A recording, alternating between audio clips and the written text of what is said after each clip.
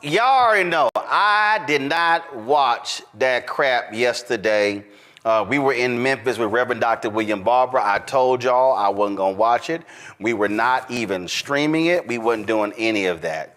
But then all of a sudden, Lord have mercy, folk start texting me, start calling me. And this how it all started. What the hell was that? Did you see that? Did you hear that?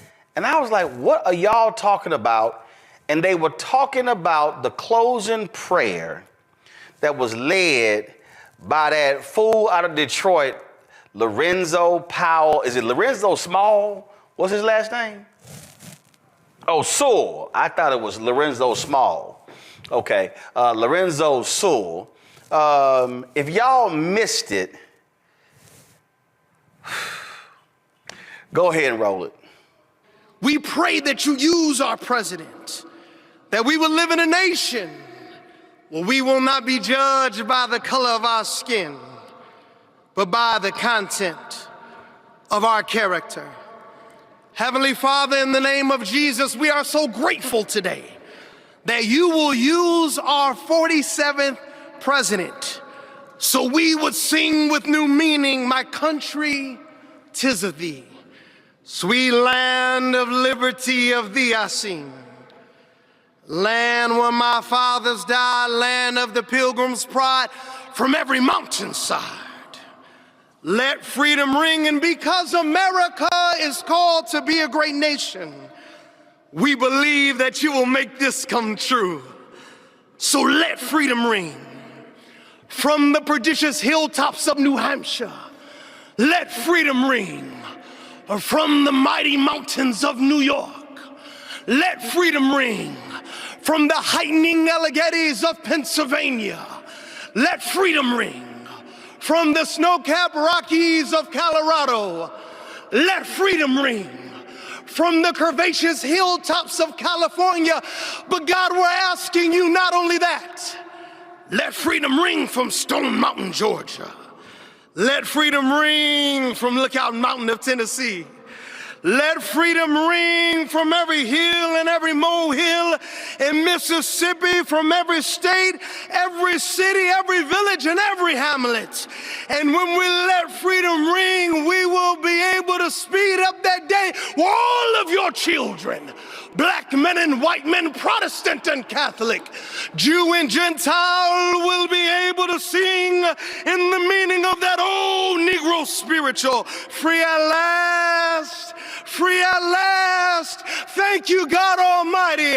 We are free at last. If you believe where the Spirit of the Lord is, there is liberty. Come on, put your hands together and give your great God great glory.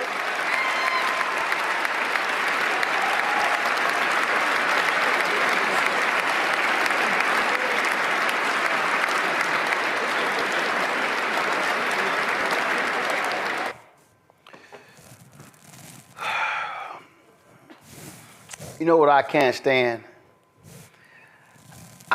I can't stand, and let me be real clear with y'all, and y'all know that there are certain words I do not use on this show. I don't let people use it, I don't use it.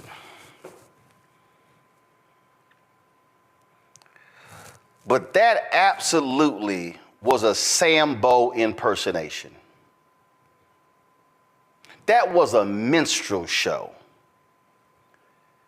That was a damn abomination where that ratchet ass so-called preacher would dare use the words of Reverend Dr. Martin Luther King Jr. that he delivered on August 28, 1963, at the March on Washington for Jobs and Freedom, that he would bastardize those words at the behest in a prayer for a fake Christian,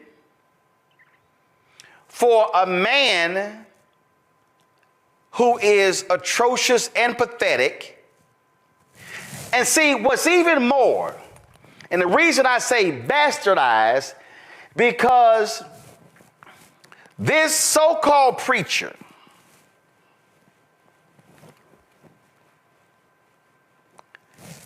skipped over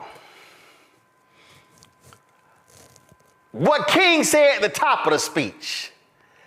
Skipped over voting rights.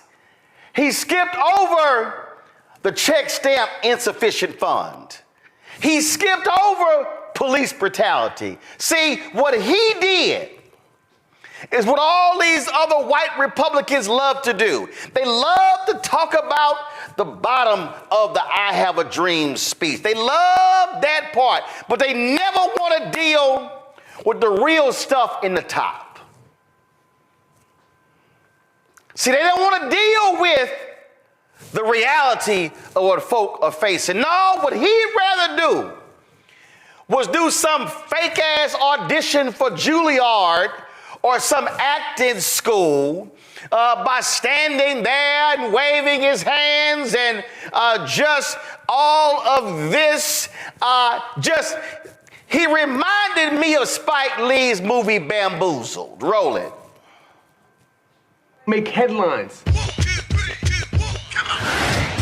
The Huxtables, Cosby, a genius, revolutionary, but we can't go down that road again. The network does not want to see Negroes on television unless they are buffoons. Have you ever thought about just quitting? I have a contract. The only way I get out of that is if I get fired, and that is what I intend to do. I know you are familiar with minstrel shows, variety shows, like in Living Color. Right. That was dope. Man Tan, the new millennium minstrel show. We're gonna need a little more money for this. This could be bigger than Friends, Ally McBeal, even my boys Amos and Andy. Damn. You're putting white actors in blackface? We are using black actors with blacker faces. Hollywood, Hollywood, Hollywood.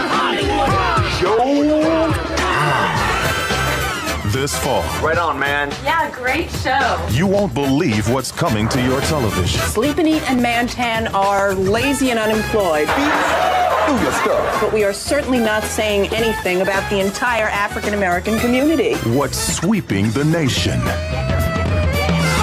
And what's coloring the way you see the world. Yo, we can't let this injustice go by, man. Not this time, man. You know what I'm saying? Nah, man. You know what I'm saying? You know what I mean? You know what I'm saying?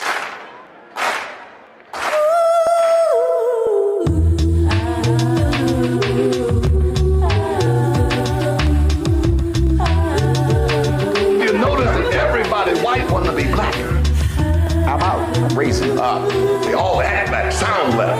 When are you gonna come into the light? The light. The light. Your hands are just as bloody as mine. Cousins, I want you all to go to your windows. We talking about revolution. Go to your windows and yell out, I am not gonna take it anymore!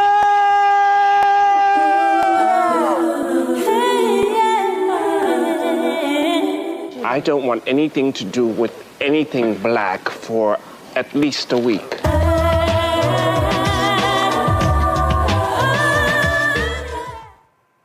He was Mantan.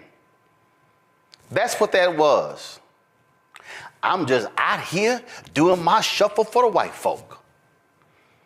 There have been black pastors who have given prayers at Republican inaugurations before. 2005, Houston's Kirby John Caldwell gave a prayer. This is what a black preacher looks like giving a prayer at a Republican inauguration. O Lord God Almighty, the supply and supplier of faith and freedom, how excellent is your name in all the earth. You are great and greatly to be praised. O God, as we conclude this 55th inaugural ceremony, we conclude it with an attitude of thanksgiving. Thank you for protecting America's borders. After all, as the psalmist reminds us, Unless you, O God, guard the territory, our efforts will be in vain. Thank you for our armed service personnel. And it is with unswerving thanksgiving that we pause to remember the persons who have made the ultimate sacrifice to help ensure America's safety. Thank you, O God, for surrounding our personnel, their families, their friends, and our allies with your favor and your faithfulness.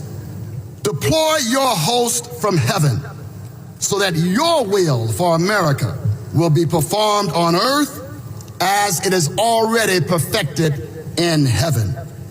I confess that your face will shine upon the United States of America, granting us social peace and economic prosperity, particularly for the weary and the poor.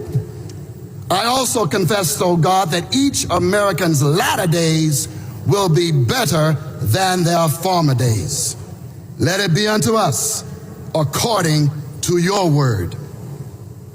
Rally the Republicans, the Democrats, and the independents around your common good so that America will truly become one nation under God, indivisible, with liberty, justice, and equal opportunity for all, including the least, the last, and the lost.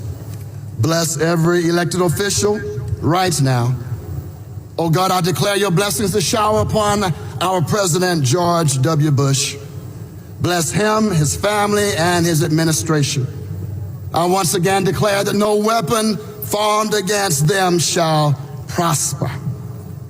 And God, forgive us for becoming so ensnarled in petty partisan politics that we miss your glory and flunk our purpose.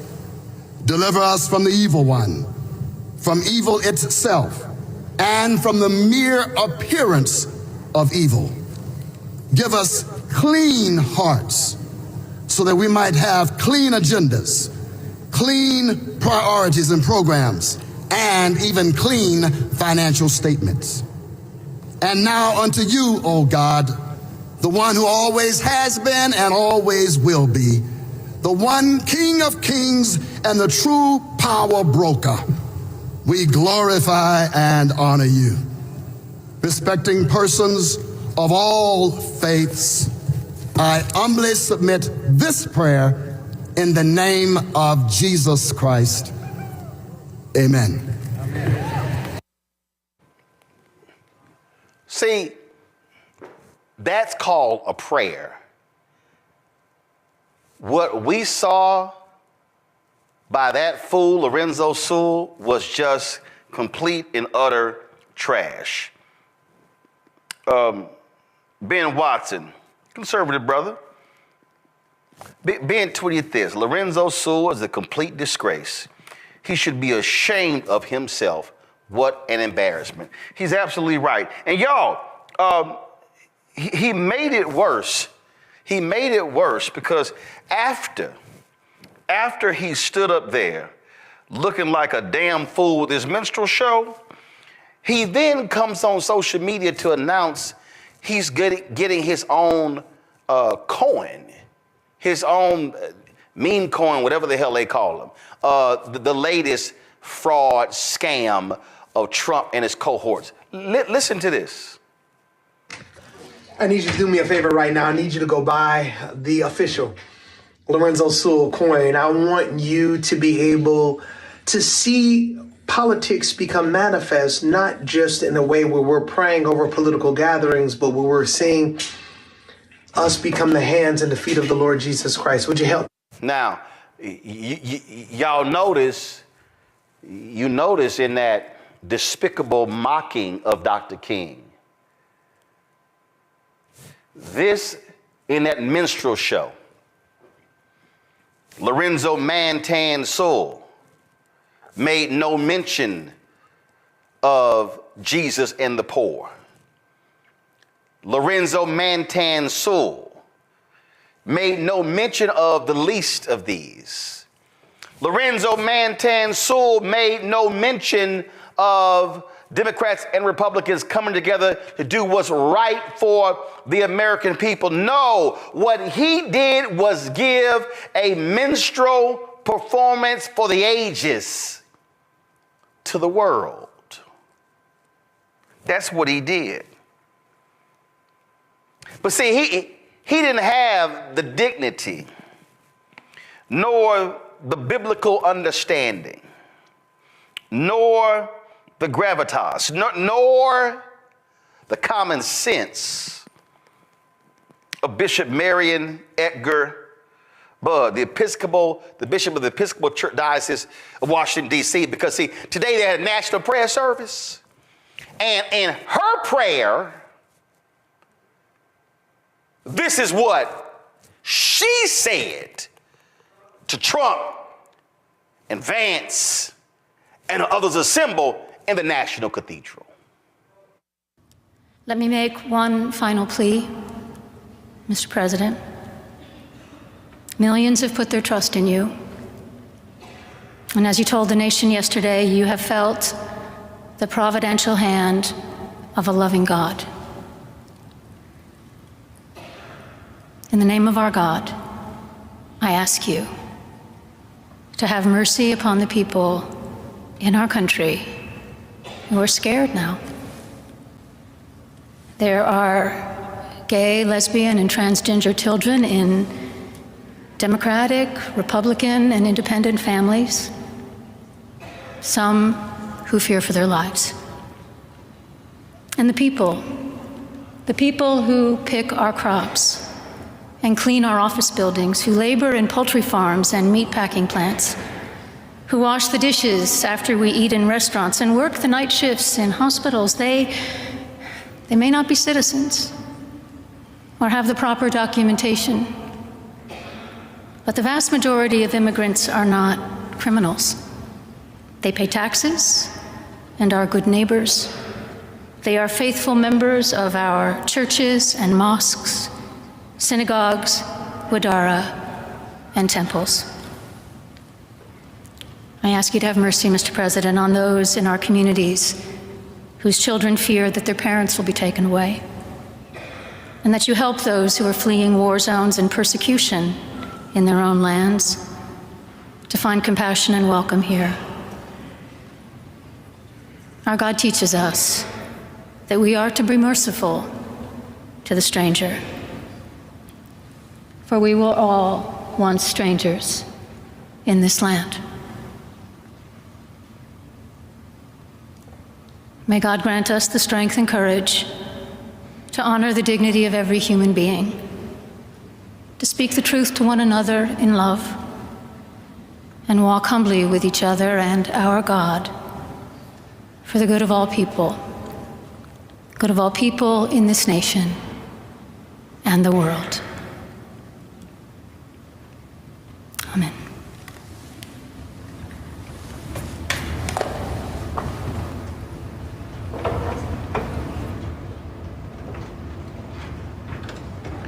Now I want y'all to freeze it right there. Now I want everybody to watch it, put me in the 2 box. I want everybody to watch to understand something. That here's a bishop talking about being merciful, who's talking about the poor, who's talking about the hardworking. Yet, she's talking about immigrants. She's talking about all of it. It's 2 immigrants sitting on the front row. Trump's wife, Vance's wife. Go to full screen of them. That's 2 immigrants sitting on the front row. Sitting behind him is his son. Sitting next to her, you see the daughter. You see, guess what? They are the children of an immigrant that was his first wife. Oh, and the right, they upset with that bishop. How dare she talk to him like that? And when he was asked coming back to the White House, it could have been better. He didn't like the service because he didn't like being confronted with the word of God. He didn't like a prophetic voice challenging him to do what's right. You know why?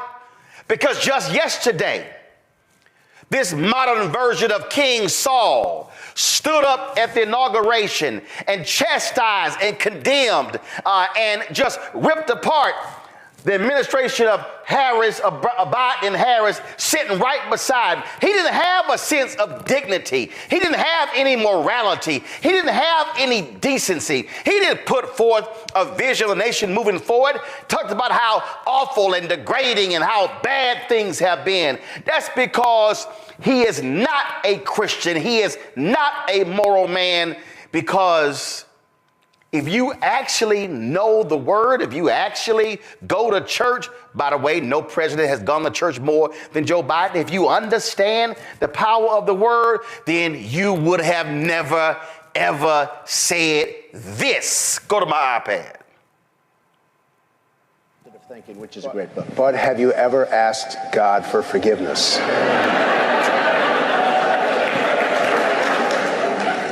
I'm not sure I have. I just go and try and do a better job from there. I don't think so. I think if I do something wrong, I think I just try and make it right. I don't bring God into that picture. I don't. Now, when I take, when we go in church and when I drink my little wine, which is about the only wine I drink, and have my little cracker, I guess that's a form of asking for forgiveness. And I do that as often as possible because I feel cleansed, okay? But, to me, that's important. I do that. But in terms of officially, I could say absolutely, and everybody, I don't think in terms of that. I think in terms of let's go on and let's make it right. That is a no good heathen speaking. And all of these white conservative evangelicals, and you can throw in some black ones too, have fallen for the okie doke. And when you, I try to get my little cracker and wine as much as possible. It's called the Last Supper. Typically, it's done once a month. Catholics, it's done every week or every time you go to Mass. He don't know that. He ain't got no clue. He has no clue about asking for forgiveness and mercy. He has no understanding of grace. He doesn't know anything about Jesus dying for all of our sins, because that man ain't no lover of Jesus. He is an absolute demonic individual who is he's an agent of Satan. And I told y'all before, if you really want to go biblical, see, really what we're dealing with, Donald Trump is King Saul. The people of Israel have been freed, and God said, I got y'all. They said, oh no, everybody else got a king. We want a king. God said, what's up? I got y'all. No, we want a king. So he said, Samuel, okay, go ahead and give him a king. But let me tell y'all what your king is going to do to you. Let me tell you how he's going to treat you, how he's going to abuse you, how he is going to screw you over. That's all biblical if y'all go read 1 Samuel. And so then Samuel goes and he looks at the sons and he chooses the tallest and most handsome one. And what does that punk do? He runs off. No, you can't run. I'm picking you as the king. And he was evil. Tried to kill David. Tried to break up the relationship between David and Jonathan. Donald Trump is King Saul. Because you know what America said? We want a king. Oh, we want a king. Can we give us a king? Give us a king. So in his speech, I think that God saved me from the assassination because God wanted to make America great again. No, I think it's a little different, Don. I think God said, America, I'm going to give y'all the desires of your heart. Now, biblically, it does not mean that the desires of your heart actually means it's good. It means God will give you the desires of your heart. So America said, we don't care about January 6th. America said we don't care about his ethics. We don't care about him grabbing women by their vagina. We don't care about his mistreatment. We don't care that he didn't pay people, businesses who did work with him. We don't care about the lawsuits. We don't care about the lying. We don't care about the mistreatment. We don't care about the degrading rhetoric. We don't care about none of that. We want a king. And what did he say? Day one, I'm going to be a dictator. Well, we've already seen that. But when you stand before the world to give a closing prayer, and then what you do is literally prostitute the words that Dr. King spoke, you actually thought you were preaching. You actually thought, Lorenzo Mantansul, that you were praying. No, what you were doing was you were pandering. You were posturing. You were presenting yourself to America as America's lawn jockey. And see, I said it. Those are words and phrases I don't use to describe folk on my show, but you took it to a whole new level. Your church is called 180 Church. I dare say, Lorenzo, you need to do a 180. But then again, Lorenzo, I see why you punked out and you were scared to come on this show after you had Trump at your church. I see why you ran to Fox News and others, because see, Lorenzo, you did not want to come to a place where we have reverence for the words and the actions of Dr. King. Instead, what you chose to do was make a fool out of yourself, as well as the tradition of the black church and that black preacher. Shame on you. And while you think MAGA and whatever coins MAGA tosses your way, just remember there was somebody else who got some coins for selling out Jesus. And we remember him a whole lot differently than we do the other men who followed Jesus. I'll go to my panel. Before I go to Joy, I did see this video that also quite reminded me of something. Oh, Gen X, I cannot be the only one who thought this while I was watching this fella during the inauguration. Please tell me that I'm not the only one. Take a look at this and then take a look at what I thought of. Let freedom ring from Stone Mountain, Georgia. Let freedom ring from Lookout Mountain of Tennessee. And, well, this here's what I thought of. Only God can give that woman the kind of joy she had right now. Can I get an amen? Yes! Come on now. I cannot be the only one. Please tell me I'm not the only one. Oh, Gen X.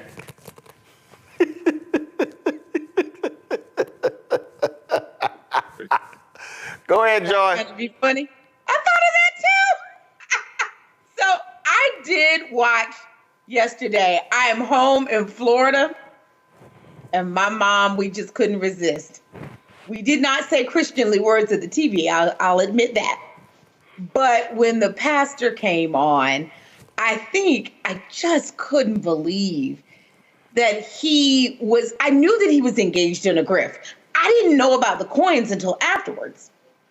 But I knew, I was like, if he's engaged with Trump, there's a grift involved. There's money involved.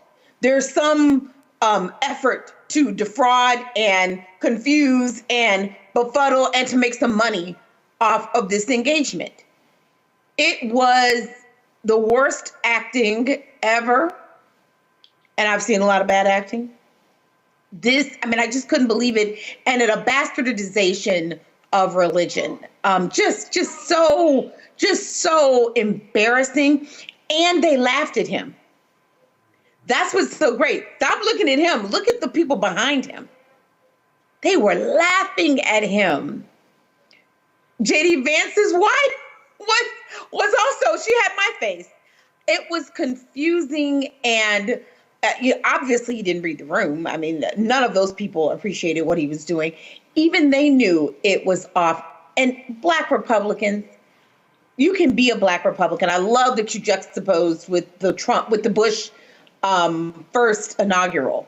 Think about how divided we were even at that time. But we didn't have a Black preacher come on and make a complete mockery of himself, a performance. And so we know that this person is not any kind of true man of God. He couldn't possibly be and have done all of that. The person we should be focused on is the bishop who spoke today.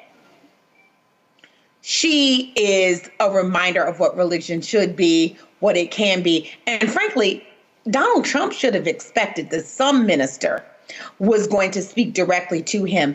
And I wasn't even as appalled at Donald Trump's face during the prayer breakfast, but J.D. Vance's face. He was looking around. He was obviously... No, he was looking down at Trump like, oh my Lord, she's saying to you, you gon', I can't believe. He was mad. He was mad. Power. First of all, Joy, here's what these folk don't understand. Well, they don't understand, I'm going to pull Jonas here. The purpose of a preacher is to convict those sitting in the pews. They're not supposed to be there to affirm you. The preacher is supposed to use the word to challenge you and to call you into question and to call you to do better when you leave. And all of these right-wing folk, Joe, are mad and upset. Oh, take their 501c3 status. How dare she talk that way? Because she talked the way a preacher is supposed to talk to power. Yeah, that's right. I mean, that's the way Martin talked to power, right?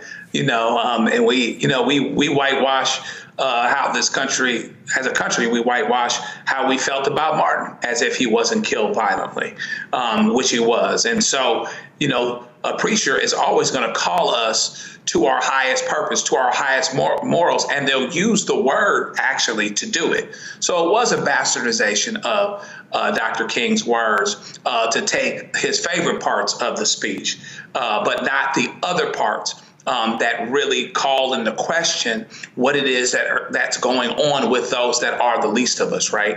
And it's bad when you be sitting there and your eyes are closed to start, and at some point you just kind of got to open your eyes and be like, what in the world is going on here? And they were all doing the best they could to keep from busting out laughing, because this thing was really a clown show. It was a performance, and not a very good one. And it's not one that glorified God. It's not one that lifted people up. All it did was, kind of kiss the president's behind, for lack of a better term. And so he sold himself out. But, it's probably not the first time he's done it. Probably won't be the last time. And since he was on minutes later talking about getting a commemorative coin, what his purpose is. And so the ministry yesterday did the right job. She did the right thing in terms of speaking to what it is that is supposed to be arisen out of us, our best instincts, reminding you this is the standard. You are in power and you have a position, and you have an ability to do this. And there'll also be accountability for not doing it. But that's another thing that the people that seem to be so excited that Donald Trump won, the evangelical types, the Christian types, or whatever else, they're not tripping off him not putting his hand on the Bible. Let Obama not put his hand on the Bible when he was swearing, I knew he was a Muslim and this and that and everything. Hell, they got mad at him over a flag pin. Right, yeah. And a tan suit. The hypocrisy is nuts. And what's so bad is that as a Christian, you stand on the outside and you just see non-Christians looking at this being like, nah, I'm good. Ain't no reason to jump into this because this ain't what's cracking like at all. So, it's going to be interesting to see how it all turns out and see the moment and time in which these so-called preachers stop undermining and undercutting their own salvation in order to kowtow to the president. Here's what I find to be hilarious, Mustafa. Go to my iPad. This fool he did an interview with a bunch of different people yesterday, and he said, quote, if you take politics out of the Bible, you have no Bible. He said that religious leaders need to, quote, equip all people to understand that the Bible is a political book. Well, it's interesting, Mustafa, because there's a whole bunch of stuff he skipped. There's a whole bunch of stuff he didn't want to bring up. And see, again, what offends me is that you want to quote Dr. King on MLK Day, and you want to talk about content of character and all that stuff and from the hills and all that, but you skipped over the thesis.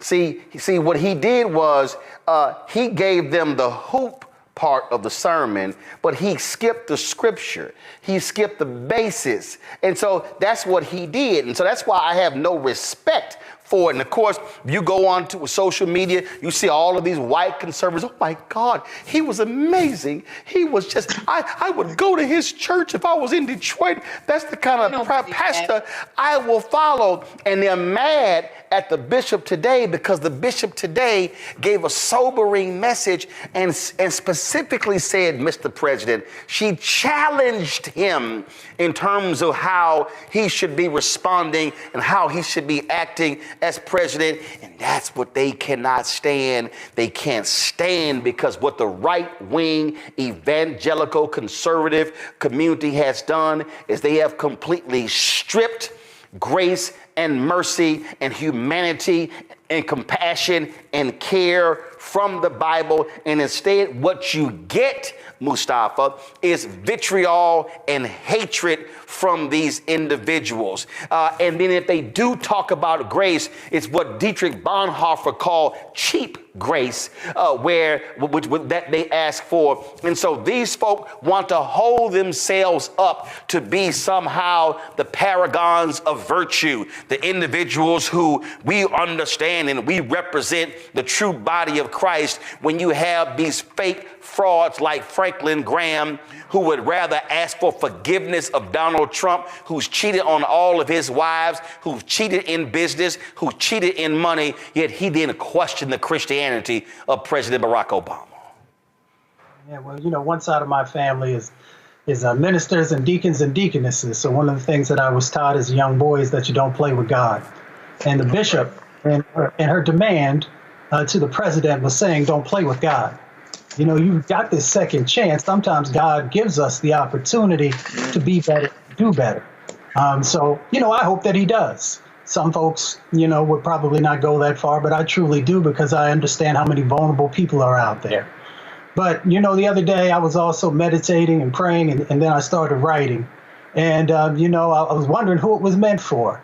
And the first stanza, I guess, is actually for Reverend Sewell, when I said all skin folk ain't kin folk. Some grin for the win, tap shoes clacking, backroom dealing, soul on auction, truth revealing. Dollars fold, but integrity bends. When devils pay, some friendships ends. So, I hope that he will realize the opportunity that he has. He's going to continue to have some form of a platform. I hope that platform will be focused on our most vulnerable communities, on folks who are looking for some grace, who are looking for some protection, who are looking for some opportunity.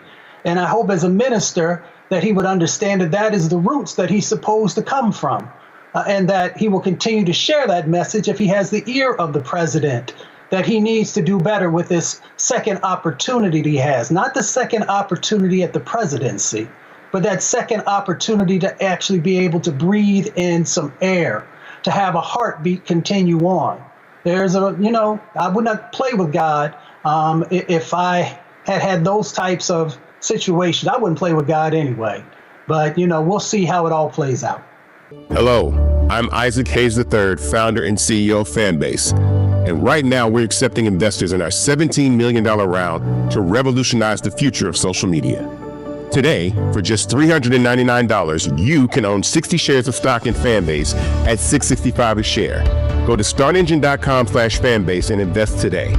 While the big platforms have grown too massive and disconnected from their users, Fanbase is building a platform where creators and users truly come first. We've already raised $4.8 million from everyday investors who believe in this vision, and now you can join them. This is your chance to invest in a social media tech company with over 1 million users that is disrupting media by allowing anyone to reach all of their following and monetize their content from day one. The market is changing, big platforms are failing to serve their users, and Fanbase is stepping up to fill the gap. Don't wait until it's too late. Invest now. Invest for yourself and your future. Go to startengine.com/fanbase and own the future of social media.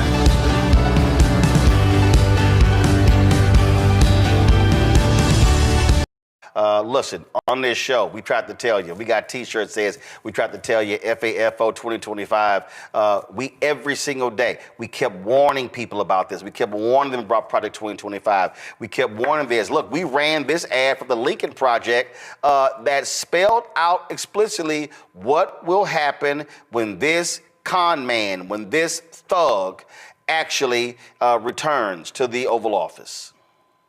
November 5th, 2024. Donald Trump defeats a divided and dispirited Democratic campaign.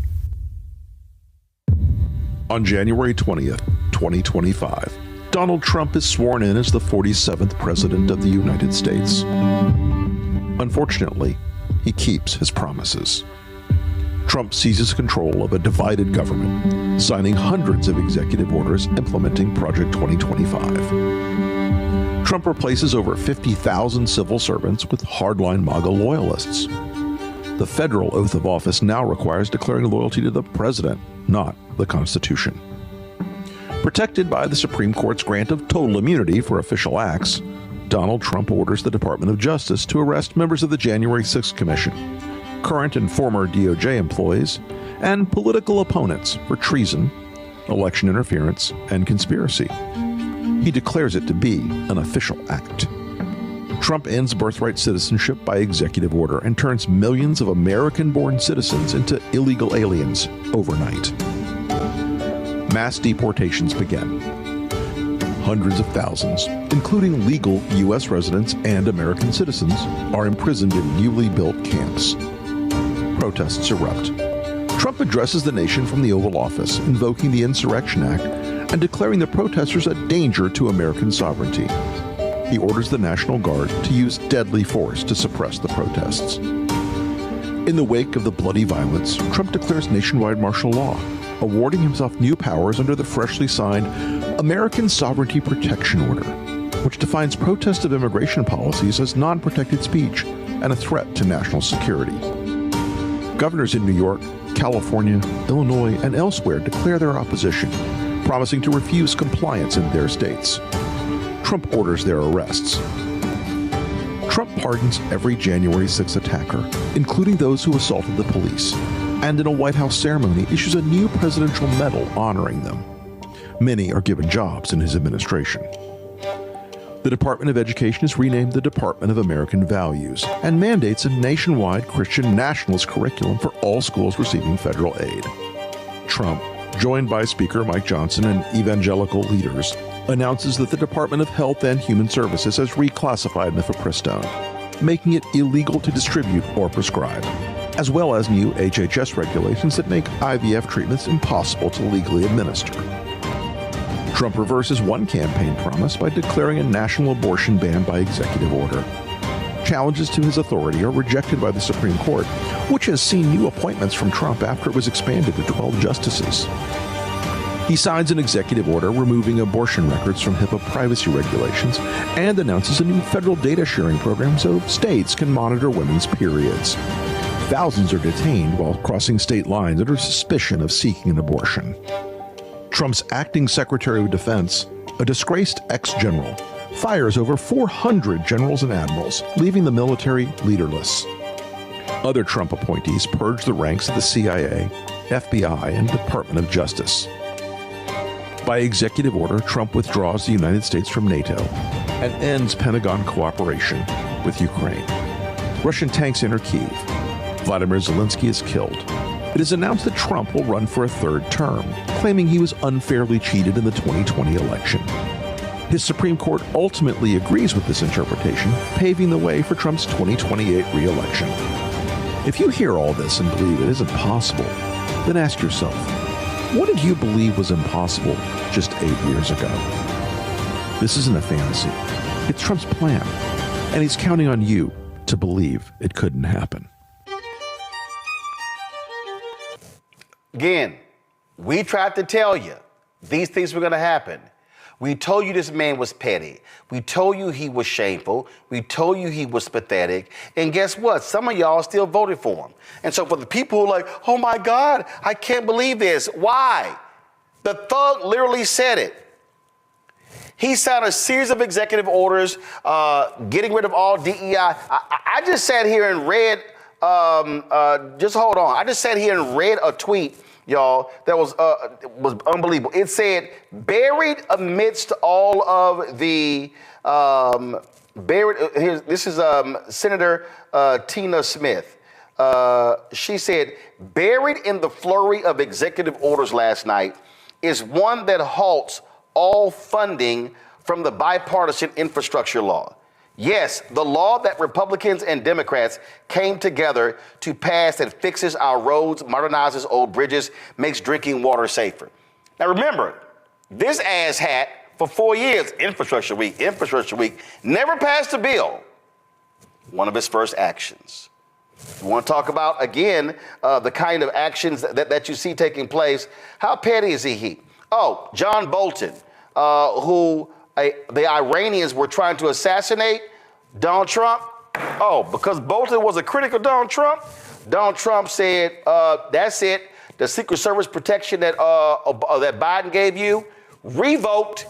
Bolton said he got a phone call. He told CNN's Jim Costa, told him, got a call 11:30 last night from the Secret Service saying your Secret Service is being revoked at noon today. Oh, how about this one here? Go to my iPad. Just 10 days ago, this portrait, let me restart it. This portrait of General Mark Milley, okay? This former chairman of the Joint Chiefs of Staff, this was just unveiled 10 days ago. Guess what? Moments after the swearing in, rejected, taken down. That's right. So his portrait will not be in the Pentagon for the next 4 years. It goes on and on and on. But we told y'all this was going to happen. And guys, the lower third is wrong, as we tried to tell you, not you. We tried to tell you. Bring my pound, Dr. Mustafa Santiago Ali, former senior advisor for environmental justice, the EPA out of D.C. Also joining us is Joe Richardson, civil rights attorney out of L.A. We'll be joined later by Joy Cheney, founder, Joy Strategies out of D.C. Again, Mustafa, nobody can be surprised what this thug is doing. He said what he was going to do. His supporters, they cheered that. They loved it. They threw their arms up. And so guess what? He's doing exactly what the thug said he was going to do. Yeah, you know, what was that old adage? Fool me once, shame on you. Fool me twice, shame on me. I mean, he was very clear of the things that he was going to do.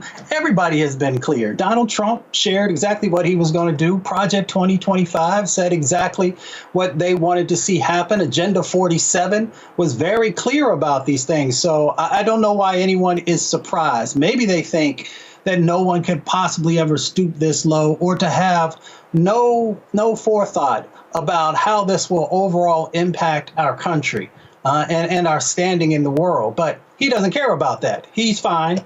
The people that he surrounds himself with are extremely wealthy individuals, so they're going to be fine. But the people who will be hurt are everyday folks. Of course, our most vulnerable communities will take many, many hits. We will lose lives. Folks will get sick. You know, they'll end up losing homes, all these different types of things. But the people who think that they won't be impacted, everybody's always like, well, that could never happen here. And then it does. And what you'll find is that those folks who are in the middle class, they will also have huge amounts of impacts that are going on because they didn't pay attention and because they thought it was the others who would be the ones who would have to carry the weight for the, the various things that Donald Trump has already said he's going to do through his executive orders and the things that are coming day after day after day. So, unfortunately, you end up getting what you don't, what you don't vote for or what you vote for. For those who sat on the couch and didn't vote, you get it too. And for those who actually went out there and cast their vote for somebody who's told you that he doesn't care about your communities and he doesn't care about the future for your children, now you've got to actually deal with that as well. Joe? Yeah, I mean, you're in, you kind of bought this. This is what you bought. My mom used to say, you made your bed, now you get to lay in it. And so, you have a situation where there's all kinds of things that the president could do to seek to exact revenge. There's no discussion, if you'll notice, about prices, the things that actually people, well-intentioned people, they got it wrong, but well-intentioned people were hoping that he'd do. No indications related to that. If anything, it's the opposite.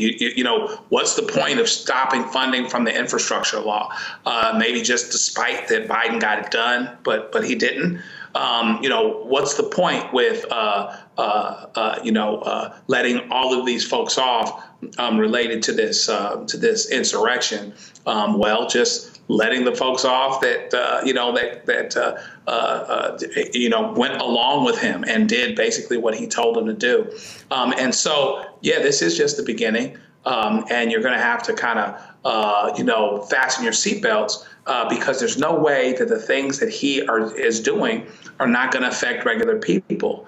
There's no way that you could actually think you could actually stand next to Donald Trump, whether you're the administration or whether you are a citizen that voted for him, and really think with certainty that he would never do something that has the potential to hurt you, if not devastate you. And that's just kind of where we are, and people are going to have to find out the hard way.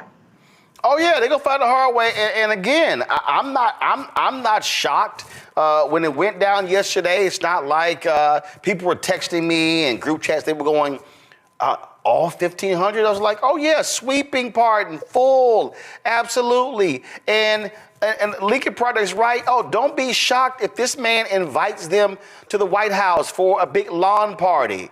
Don't be surprised. Hell, he might literally give all of them the Presidential Medal of Freedom.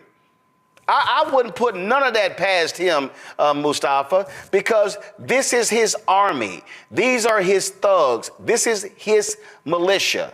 And people need to be concerned because what he's saying is, if people do harm in my name, I'm going to hook them up. Well, he's got to feed the base, right? So, he's got his soldiers, right, that are out there. These folks, these insurrectionists, so of course we know are domestic terrorists. He has got to continue to feed the base. So, yeah, congressional medals, but he's got to also continue to do the most outrageous things because that is what they signed on for and what they expect from him.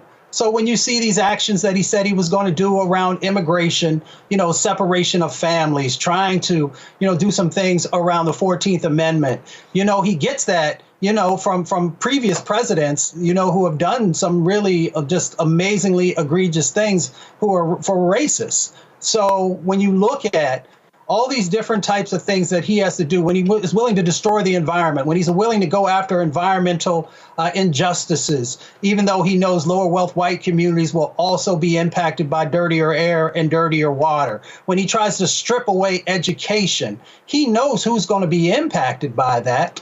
So he's got to continue to feed the beast that he has created and the beast that evidently he is.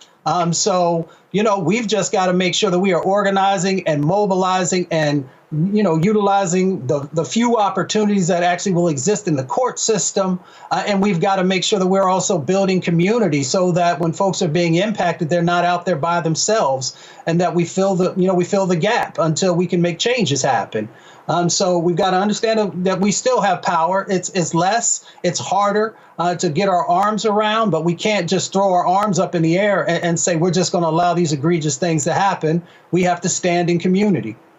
Oh, absolutely. And so it's just about being real, about being honest. I think I think that what you're doing here is people just don't understand. I do want to bounce this off of y'all. I just saw this here. So do everybody remember when Vice President Kamala Harris was swearing in the senators, and so Deb Fisher of Nebraska was sworn in, and her asshole of a husband did this here. Watch this here.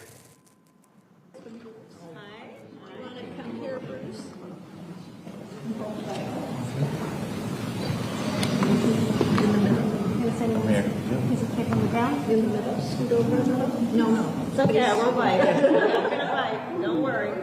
Okay. We're ready. Okay.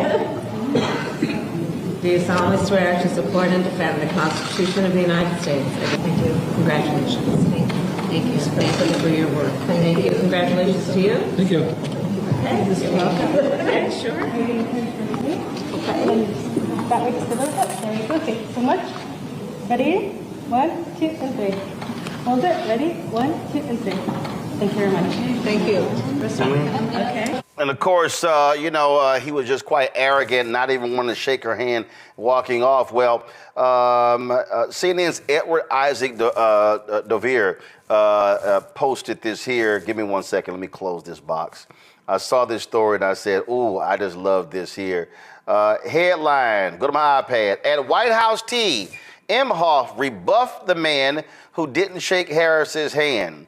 It said here, at the ceremonial tea at the White House before the motorcades head to the U.S. Capitol, the former second gentleman, Doug Imhoff, refused a handshake from Bruce Fisher, the husband of inauguration co-chair Nebraska Senator Deb Fisher. A person familiar with the interaction tells CNN. The tense moment came after a violent exchange, blah, blah, blah, blah, blah. It says, let's see here. It was still on Imhoff's mind on Monday. Why would you try to shake my hand, he told Bruce Fisher, when you wouldn't shake my wife's hand? It says the vice president and the senator were not involved in the interaction, even though Bruce Fisher did later make his way back over to apologize, the source told CNN. And by the time they headed to the car to the Capitol, tempers had cooled, and there was a cordial conversation which touched on golf, among other things. I'm with Doug 100%, Joe. Your punk ass disrespect my wife? No, I ain't shaking your punk ass hand.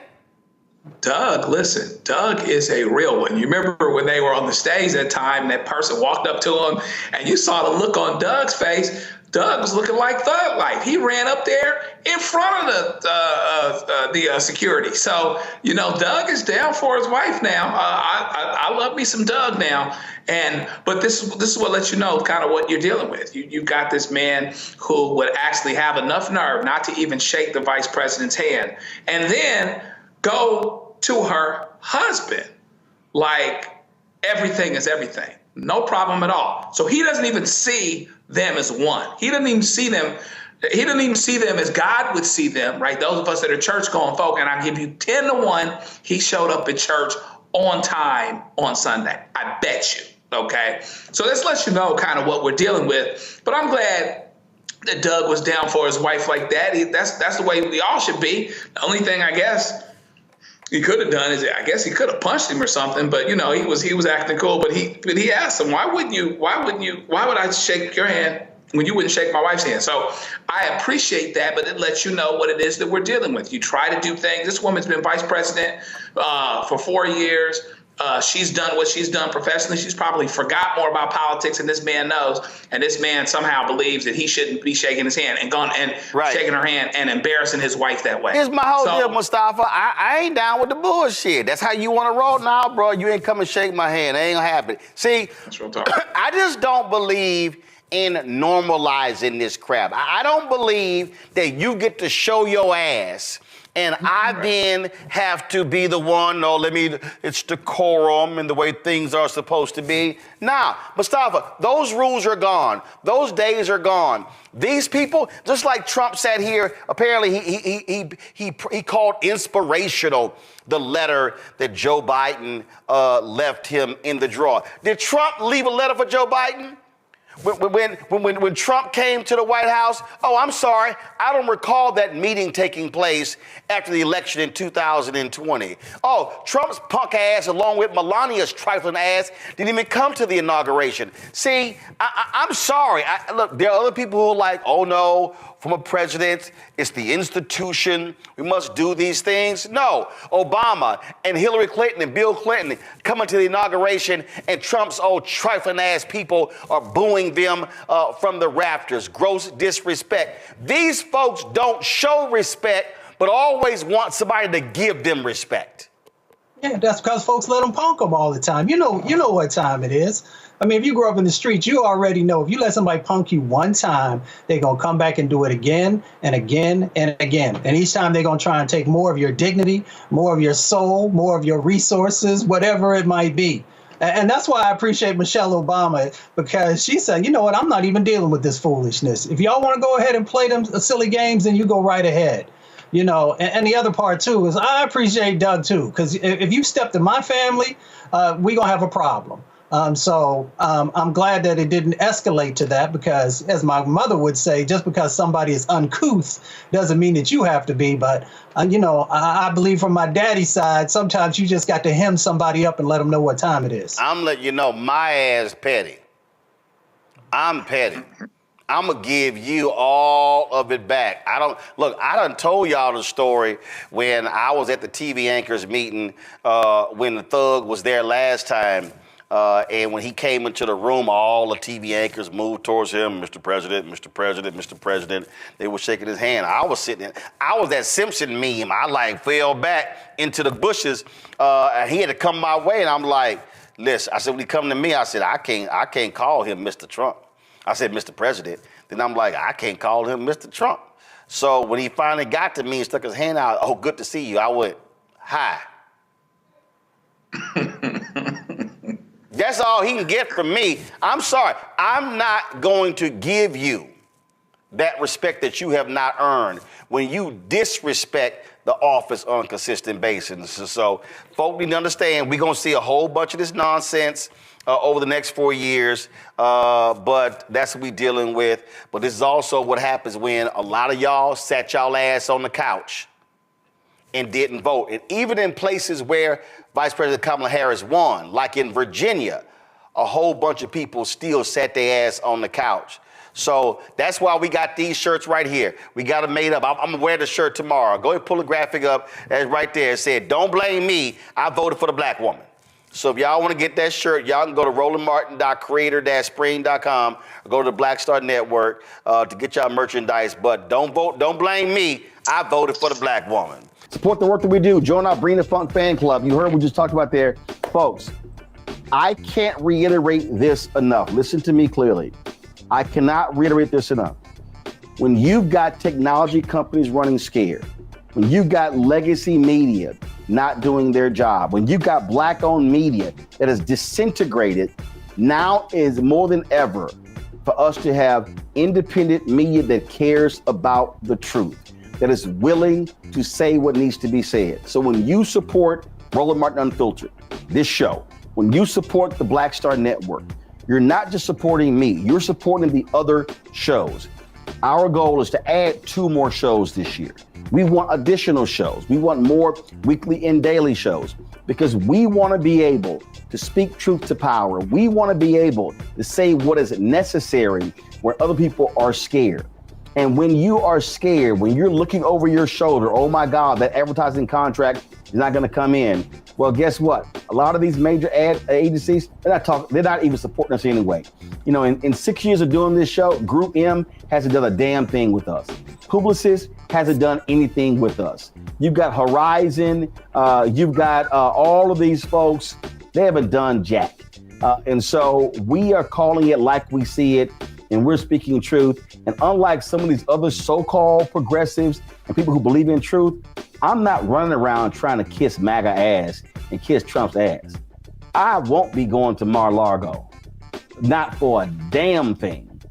And so this is about us being able to speak truth. So when you support this show and this network with your resources, that is exactly what is happening, because we are trying to build something that is bigger and broader, and actually it has the courage to say what needs to be said, even when it makes other folk uncomfortable. If you want to contribute giving Cash App, use the Stripe QR code. This is it right here. And if you are listening, simply go to blackstarnetwork.com to check it out. Also, if you want to see your checking money order, some of y'all old school, we understand that. See your checking money order to P.O. Box 57196, Washington, D.C., 2003-7-0196. PayPal, R Martin Unfiltered. Venmo is RM Unfiltered. Zelle, Roland at RolandSMartin.com, Roland at RolandMartinUnfiltered.com. And again, folks, we've got some 4 million social media followers. If only 20,000 of our fans contribute at least $50 each, which comes out to $4.19 a month, 13 cents a day, that's $1 million. It allows us to be able to continue to build, to add these shows and do the work that's required. So your support is needed. So please join our Bring the Funk fan club today. If you've not already joined, if you have given to us in the past, please renew your commitment, because it's important that we support Black-owned media, because Black-owned media matters. Congresswoman Jasmine Crockett of Texas. She joins us right now. Congresswoman Crockett, thank you so very much. Listen, we know what they're doing. We saw this movie before. They want to throw so many things at one time and have people just scatterbrained, disillusioned, but I'm not falling for the okie doke. What this is about, Congresswoman, is they want to attack the money source. They do not want to see Black advancement. They want to go after the money, and they're not satisfied with white women getting 78% of the federal NWBE contracts. They want 100%. And those white women are silent. And so folk need to understand, and frankly, Democrats need to understand they got to be a hell of a lot more aggressive in understanding the game being played here. Yeah, so for me, it is overwhelming for so many people. He operates in chaos and only chaos and confusion. And he consistently hides some of the really big things in the chaos, right? So I appreciate that you're talking about the executive order as it relates to civil rights. And so I think it is important for people to understand that Republicans and Democrats alike, including Donald Trump, consistently signed off on this EO. And this time, he decided that he was going to rescind it, right? And so when people are like, oh, well, what is it about immigration? And, oh, what is this DEI thing? And, oh, what is this going on over here? Here's the reality. It is all rooted in white supremacy. And that's what people need to understand. The white supremacy agenda is alive and well. And every single one of these attacks, they are rooted in white supremacy. So unless you are a white man, I don't really know what place you have in this agenda that we see coming out. And by keeping us divided, by having those that understand the importance of affirmative action, those that understand the importance of diversity, equity, and inclusion over here fighting this fight, and then those that are so concerned about their family members and whether or not they're going to be deported, they're over here in this other fight. Instead of uniting us, we need to understand that it's not an attack on just one group. It's an attack on all of us, and it is all rooted in white supremacy. Even this random whitewashing of Jesus and this narrative around Christianity. It is the white supremacist narrative of Christianity, the same one that kept Black folk enslaved. Well, here's a perfect example. I'm going to pull this up for you. Today, I was perusing social media, and people need to understand you got to be careful with, because it can get real overwhelming. So this tweet here came up from this Geiger Capital, and he tweets, affirmative action is systemic racism. Not my opinion, look at the data. So he shows Harvard applicants, all in the top academic, had vastly different chances of admission depending on their race. And so he puts this here, okay? So this is the first one that he puts. And so Hugh Hewitt, conservative radio show host, retweeted this, and I saw it. And so I, of course, responded this way. Hey, Geiger Capital and Hugh Hewitt, now do legacy. Please tell me the race and gender of Harvard students admitted due to legacy. White people never want to call out legacy. I'll wait.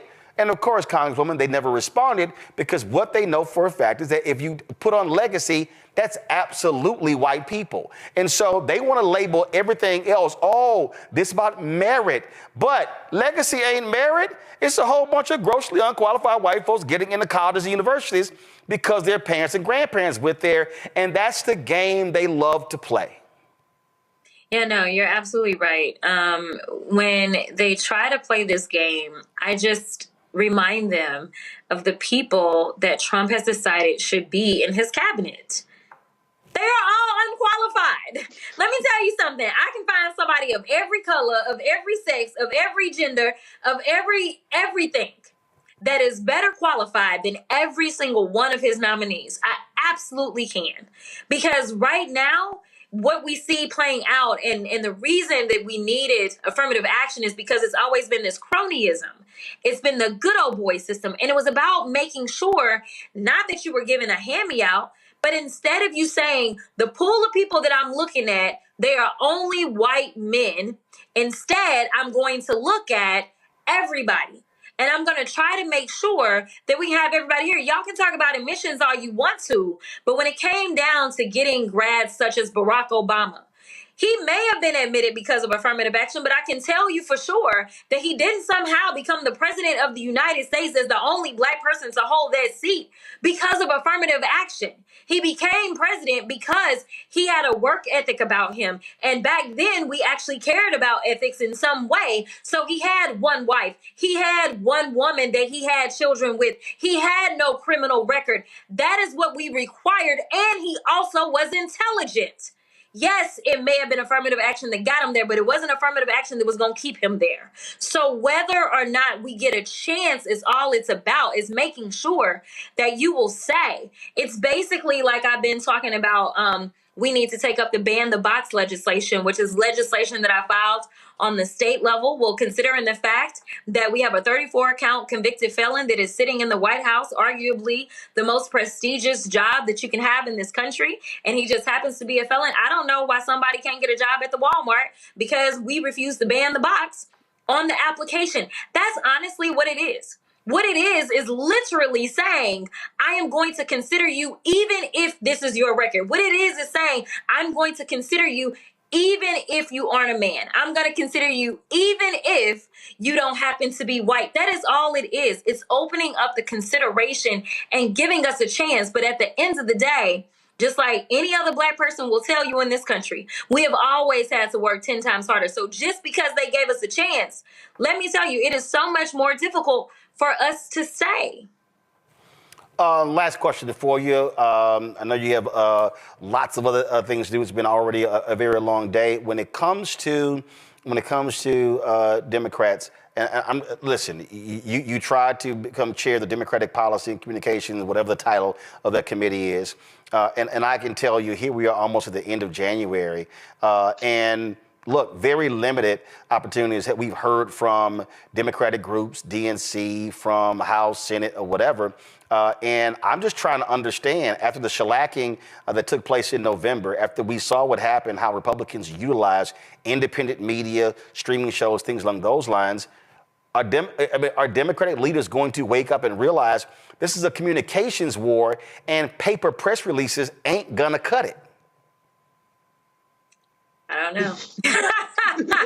all I can tell you is thank you for being my constituent. I had the best numbers in the entire state of any challenged Democrat or Republican seeking re-election because I believe in communication. And the way that I do communication is completely different. And I can tell you that the old school way of thinking, and I won't name any names, but I definitely remember someone who's actually gone on who talked to me and said, well, there's no way you can do all of that media and be effective. And I'm like, I can kind of walk and chew gum. Like, I can do both, right? There is a sentiment, seemingly from old school Democrats, that you kind of keep your head down and you just do the work. And I do want to be clear. We absolutely need to do the work. But if no one knows what you've done, really, what was the point? Right? And so that's where I see it differently. And I try to explain to people, it's kind of like a teacher. When teachers walk into a classroom, they should understand that people will be better learners in different ways. Some people are auditory, some people are visual, some people are going to be hands-on. And so what does that mean? It still translates even when these children become adults, that some people just take their information in different ways. And so we need to know that they take them in different spaces and in different forms. And we need to make sure that we're prioritizing all of them. And right now is when we should be communicating a lot. You shouldn't wait till election time. I mean, you know, we all know, we all seen what I call the Chitlin circuit, right? When it's election time and everybody comes to the black church. Like, why can't you come when it's not election time, right? Like, come tell us what you've been doing so that we know, and literally you stay ready so you don't have to get ready. And right now, I feel as if I really am about to experience what Shirley Chisholm went through and what Barbara Jordan went through and what so many others who were first went through as they were trying to break through the noise, but they were doing it in a time in which people at least had some kind of ethics about them. Ethics is out the window. Right versus wrong is gone. Yep. Like, it's all out the window. And so, you know, if we don't tell our stories, then somebody else is going to co-opt those stories and is going to tell them for us. And we will be back here in 4 years or in 2 years or whenever talking about we don't understand why we lost again. Yep. I keep saying that Democrats are playing a political game that no longer exists. And so they want to play by a set of rules, and Republicans are like, what rules? We're just going to create whatever we want to do, and y'all can suck it up. Congresswoman Crockett, keep swinging. We appreciate it. Thank you. Thanks a bunch. Support the work that we do. Join our Bring the Funk fan club. You heard what we just talked about there. Folks, I can't reiterate this enough. Listen to me clearly. I cannot reiterate this enough. When you've got technology companies running scared, when you've got legacy media not doing their job, when you've got black-owned media that is disintegrated, now is more than ever for us to have independent media that cares about the truth, that is willing to say what needs to be said. So when you support Roland Martin Unfiltered, this show, when you support the Black Star Network, you're not just supporting me, you're supporting the other shows. Our goal is to add 2 more shows this year. We want additional shows. We want more weekly and daily shows because we want to be able to speak truth to power. We want to be able to say what is necessary where other people are scared. And when you are scared, when you're looking over your shoulder, oh my God, that advertising contract is not going to come in. Well, guess what? A lot of these major ad agencies, they're not even supporting us anyway. You know, in 6 years of doing this show, Group M hasn't done a damn thing with us. Publicis hasn't done anything with us. You've got Horizon, you've got all of these folks, they haven't done jack. And so we are calling it like we see it, and we're speaking truth. And unlike some of these other so-called progressives and people who believe in truth, I'm not running around trying to kiss MAGA ass and kiss Trump's ass. I won't be going to Mar-a-Lago, not for a damn thing. And so this is about us being able to speak truth. So when you support this show and this network with your resources, that is exactly what is happening, because we are trying to build something that is bigger and broader, and actually it has the courage to say what needs to be said, even when it makes other folk uncomfortable. If you want to contribute giving Cash App, use the Stripe QR code. This is it right here. And if you are listening, simply go to blackstarnetwork.com to check it out. Also, if you want to see your checking money order, some of y'all old school, we understand that. See your checking money order to P.O. Box 57196, Washington, D.C., 2003 7-0196. PayPal, R. Martin Unfiltered. Venmo is RM Unfiltered. Zelle, Roland at RolandSMartin.com, Roland at RolandMartinUnfiltered.com. And again, folks, we've got some 4 million social media followers. If only 20,000 of our fans contribute at least $50 each, which comes out to $4.19 a month, 13 cents a day, that's $1 million. That allows us to be able to continue to build, to add these shows and do the work that's required.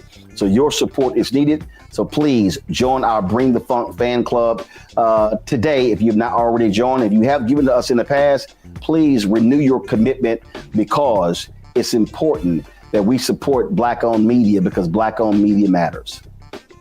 Something else happened today that I need to warn y'all. So Donald Trump signed an executive order declassifying all of the papers regarding the assassination of President John F. Kennedy, Reverend Dr. Martin Luther King Jr., and Senator Robert F. Kennedy. Let me explain to y'all what's about to happen. What's about to happen. In 5 or 6 years, the FBI so-called recordings of Dr. King were set to be released. Those will now be released.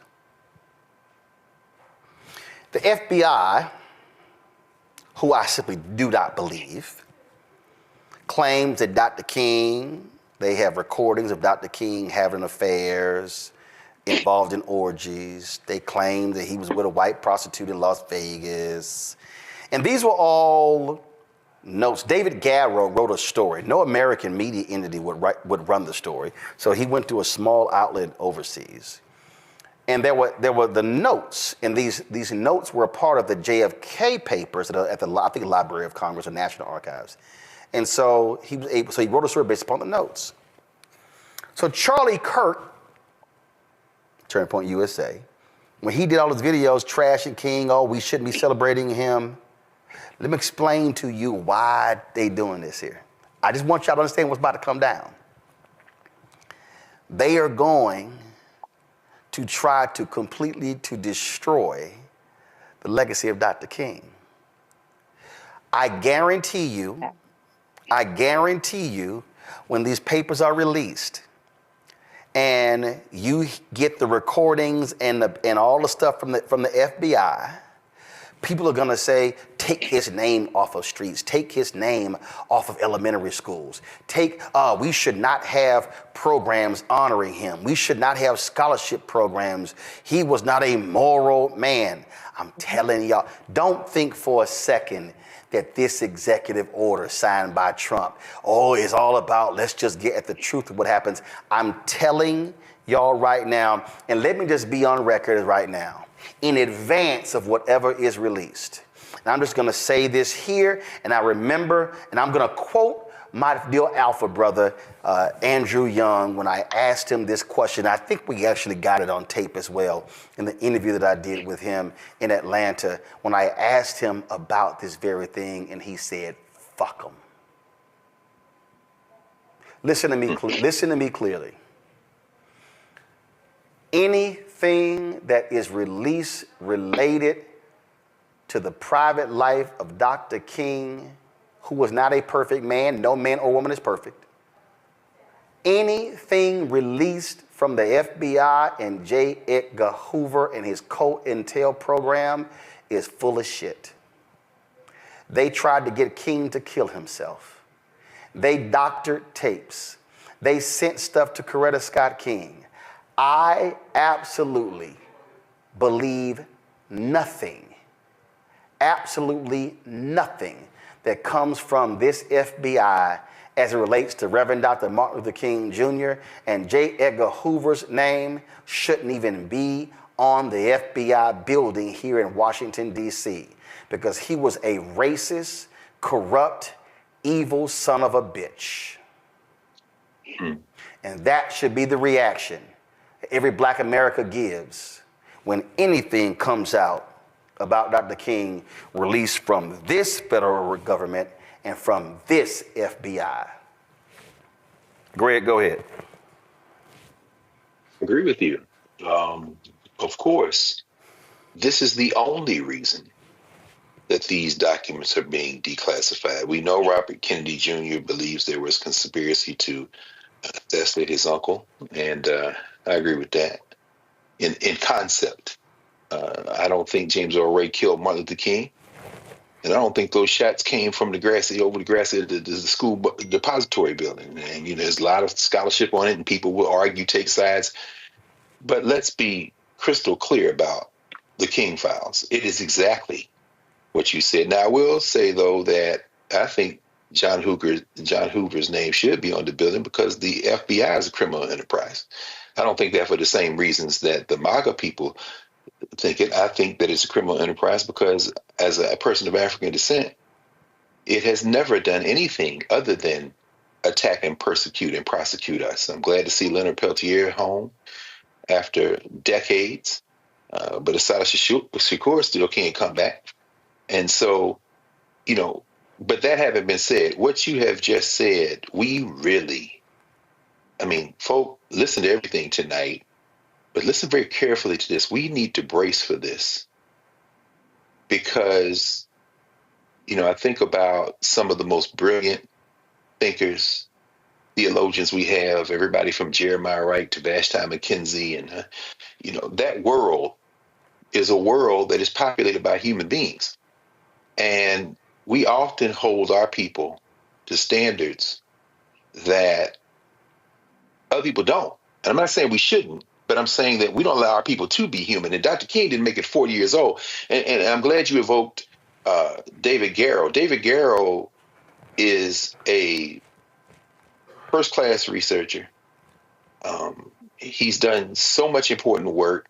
Anybody get his book Rising Sun on Barack Obama, you won't look at Obama the same. It always cracks me up when people say, yeah, I'm critical of Obama, and people opening their mouths and have never read one word of one sentence, one paragraph of one page of anything about Barack Obama. You read David Garrow, you look at the whole world differently, and even Jonathan Ives' recent book on King came out a couple of summers ago, but it doesn't displace what Martin Luther King did. Unlike the young girl lover Matt Gaetz, unlike the convicted sexual predator Donald Trump, unlike damn near the whole Republican Party,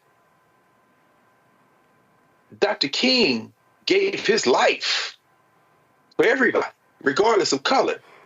And so I'll just end with this, and I just want to underscore what you said, Roland, and really, really, really support what you said, every word of it. And please, people, when these tapes are revealed, and they're only revealed because they want to take who they think is the champion, the central figure representing the moral standard of African people, which is the only reason there is a funky criminal enterprise called United States of America. Let's be very clear about that.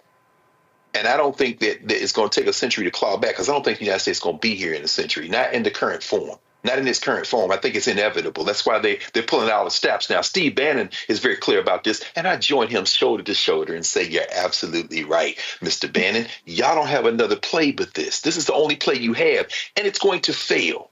It's going to fail. Anytime the damn ADL is supporting Elon Musk, who is openly supporting the AfD in Germany, a damn neo-Nazi party, it's very clear that everybody going for themselves. So guess what? We are too. But when they come for Dr. King and the way they're going to come for Dr. King, any one of you Negroes that runs out and talking about taking down a statue or rejecting Martin Luther King, I want you to keep that same energy for every one of these sexually frustrated, late at night punk deviants who are running this government and running industry. Because if you think you can measure Martin Luther King by a standard and not measure them by the standard, then you are betraying not only our people, you're betraying your own humanity. Support the work that we do. Join our Bring the Funk fan club. You heard what we just talked about there.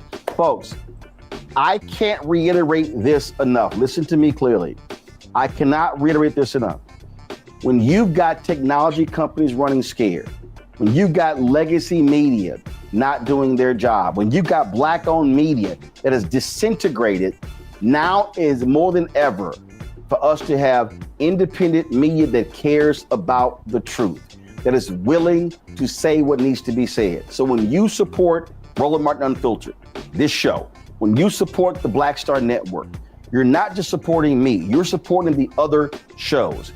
Our goal is to add 2 more shows this year.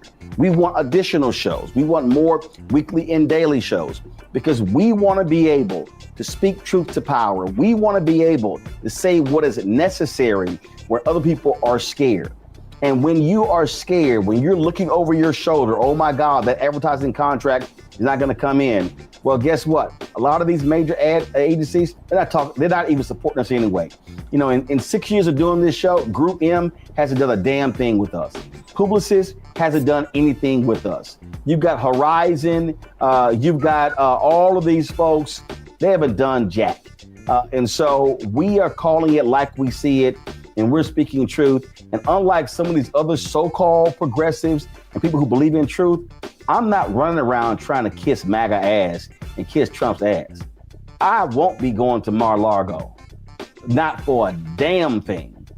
And so this is about us being able to speak truth. So when you support this show and this network with your resources, that is exactly what is happening, because we are trying to build something that is bigger and broader, and actually it has the courage to say what needs to be said, even when it makes other folk uncomfortable. If you want to contribute giving Cash App, use the Stripe QR code. This is it right here. And if you are listening, simply go to blackstarnetwork.com to check it out. Also, if you want to see your check and money order, some of y'all old school, we understand that. See your check and money order to P.O. Box 57196, Washington, D.C., 2003 7-0196. PayPal, R. Martin Unfiltered. Venmo is RM Unfiltered. Zelle, Roland at RolandSMartin.com, Roland at RolandMartinUnfiltered.com. And again, folks, we've got some 4 million social media followers. If only 20,000 of our fans contribute at least $50 each, which comes out to $4.19 a month, 13 cents a day, that's $1 million that allows us to be able to continue to build, to add these shows and do the work that's required. So your support is needed. So please join our Bring the Funk fan club today if you've not already joined. If you have given to us in the past, please renew your commitment, because it's important that we support Black-owned media, because Black-owned media matters. With the stroke of a pen, the twice impeached, criminally convicted felon-in-chief Donald Trump has dismantled affirmative action in federal contracting. On Tuesday, the Office of Personnel Management issued a memo instructing agencies to place diversity, equity, and inclusion office staff on paid leave, and all public DEI-focused web pages must be taken down by 5 p.m. Eastern today. These employees are expected to be laid off. Some have already been laid off. This executive order on affirmative action revokes a directive issued by President Lyndon Johnson that dealt with the issue of discrimination in federal contracting. Joining us right now is Damon Hewitt, President and Executive Director for the Lawyers Committee for Civil Rights Under Law. Don't ask me why he's wearing a purple tie being an alpha. Plus Ron Busby Sr., of course, President and CEO of the U.S. Black Chambers, Inc. No surprise he got a little red in his tie because he's a little Kappa. All right, let's get right to it. Damon, I'm going to start with you. First off, look, we know these guys have been targeting DEI, but the going after the Lyndon Baines Johnson executive order is a whole different thing, because that dealt specifically saying you can't discriminate in the hiring of folks when you're getting federal contract. That's a whole different conversation. Well, look, we always knew, Roland, that they were going not just after issues, they're going after people and also going after the money. That's exactly what this is really about. The same reason why they went after federal contracting programs after the Students for Fair Admissions case, the higher ed affirmative action case. And so this is really troubling. You know, the message being sent here and the implications of this rescission is that federal contractors no longer have to take, it seems, undertake affirmative duties to root out discrimination in their own workplaces and their processes. This is essentially an invitation to discrimination. And the message is that it's open season on Black workers. And, you know, look, federal contractors represent 1/5 of the entire U.S. workforce. So this has massive implications for everyday working Black people. And let's be real clear, which people don't seem to understand. Republicans used to support the civil rights laws. But when Barry Goldwater's book, The Conscience of a Conservative, came out, that flipped it. And then they opposed the Civil Rights Act. You've had conservatives and Republicans who have been saying that a person should be allowed to discriminate. And so that's really what this is about. They do not want to be held to the laws, the civil rights statute saying you cannot discriminate in the hiring. What they're saying is we want to be able to hire anybody we want to, and this is a burden telling us that we can't that we can't discriminate against somebody Black or Latino or Asian or somebody who's a woman. That's what this is really all about. Yeah, you know, we're going to enter a period as follows. Number one, we're going to remind folks of the facts on the ground, but also the law, because no matter what Trump says in an executive order, that doesn't change Title VII. That's the law of employment discrimination. That law was not changed by the Supreme Court decision. That law has remained the same for a very long time. And so these employers have affirmative obligations. What this EO from 1965, the year after the Civil Rights Act, did was it added a layer of protection. It added a layer of affirmative duty for federal contractors to make sure that they were complying with Title VII. So we're probably going to enter a period where this law will be in contest, a period of people talk about rapid evolution. This could be rapid devolution of workplace culture, of open season on Black workers and brown workers. And so we're going to have to meet these people in the courts of public opinion, but also in the courts of law. Ron, I want to go to you. When the idiot Trump was there last time, you and I talked, and they stopped collecting racial data, correct? Correct. So the problem is, we didn't know what was happening. We didn't know what contracting was happening. We didn't know who was it getting. We didn't know if it was an increase or a decrease. And that they stopped collecting racial data across the board, correct? Correct. So when it came to, then what they did was they started bundling contracts instead of typically what happens on the Democrats, they unbundle. The only Republican who actually understood the unbundling of contracts was actually George W. Bush. And so typically Republicans, they bundle them back. And so really what we're seeing here with the attacks on, when we see these executive orders, couple that with last year, those federal judges ruling MBDA and also the AA program, what this means, and this is what I kept warning people during the campaign, even now, what they're doing is this is going to have a direct impact on Black businesses getting contracts, correct? People don't understand that. And as we had been talking, and I know you have been saying it, Roland, voting and elections have consequences. And we had been saying for years, and we saw it during his first term, he tried to come out with the ban on Muslims. He got caught up in the process of George Floyd, and it took his attention away from his original plans. This time he came out the gate making it very clear that he was concerned about his supporters, about his billionaire friends and trillionaire friends, and making sure that the programs and the conversations that he talked about during his first term were going to be implemented immediately upon his inauguration. And we have seen that happen already. And again, I want to reiterate this. And this is for all of the Simple Simon Negroes who on social media, who were doing radio, television interviews, talking about Trump is going to be putting money in our pockets and how all these things are going to be going down. What they need to understand is that what they are doing is they are going after the money.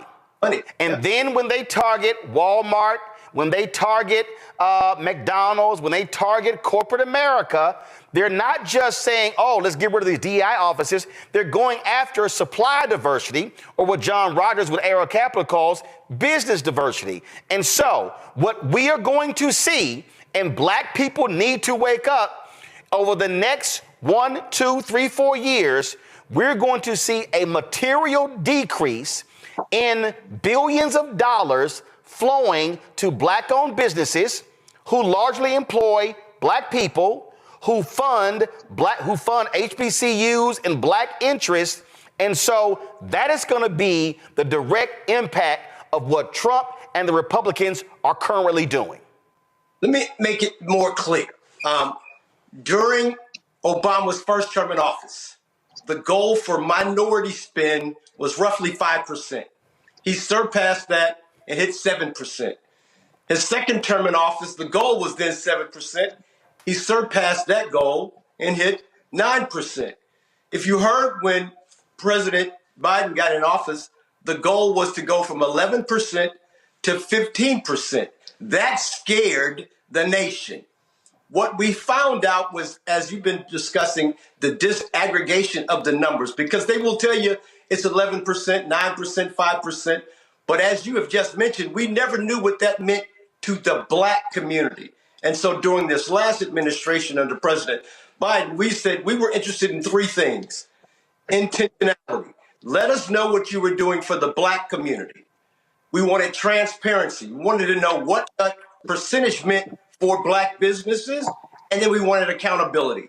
We wanted to know, okay, well, if they're not hitting the numbers, how can we motivate them, and what can we do to improve the conditions for Black-owned businesses? And so the reason why MBDA, Minority Business Development Agency, was the first place to go under attack is because while we were there, the goal was to get the increase for Black businesses from 1.5% of the entire country spend to 3%.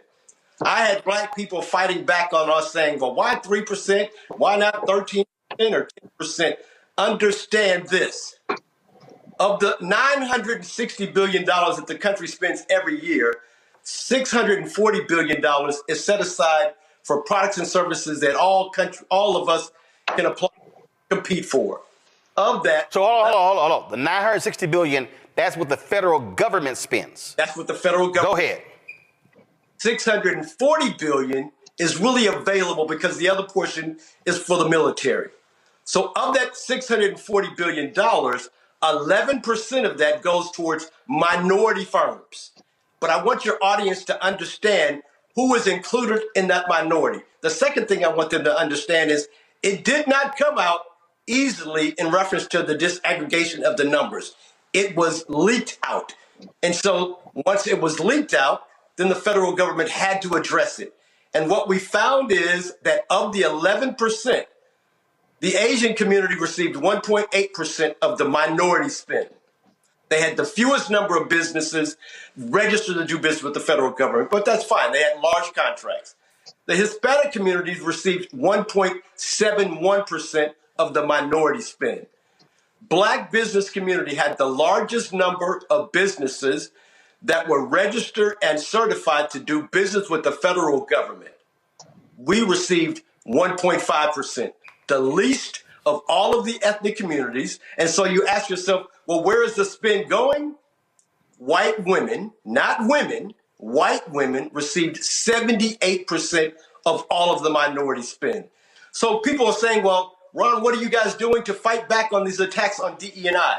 And I ask myself, well, where are white women? Because they have the biggest law that's available to them, whereas we have the biggest opportunity to gain in this conversation. And so the U.S. Black Chamber, along with other business organizations, are going to continue to fight to make sure that we have our share of the wealth of this country.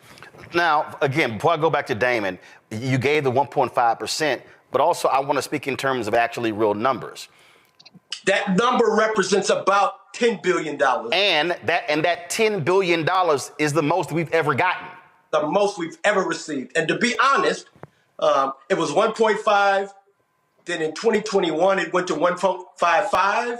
Then 2022, it has now gone to 1.61. So we, under Biden administration, have improved our conditions. We've improved the spend. We've improved our share.